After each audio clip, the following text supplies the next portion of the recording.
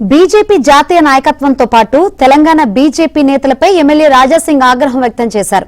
జాతీయ కార్యవర్గంలో తెలంగాణకు చోటు లేకపోవడం బాధాకరమని, తెలంగాణ నేతలు ఒకరిపై ఒకరు ఫిర్యాదులు చేసుకోవడం తప్ప చేసిందేమీ లేదని ఆరోపించారు. గ్రూప్ రాజకీయాల వల్లే తెలంగాణకు చోటు దక్కలేదన్నారు.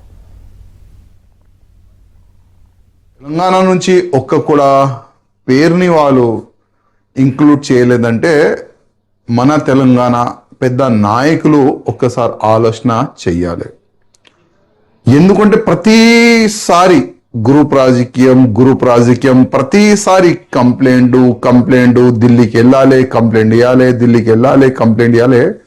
ఈ పెద్ద నాయకులు కూడా అరే ఈ తెలంగాణ మన బీజేపీ అధికారులు మారరు, అందుకోసం వేరేకి అవకాశం ఇద్దామని ఆ విధంగా ఆ యాంగిల్లో వెళ్ళినారని నేను అనుకుంటున్నాను.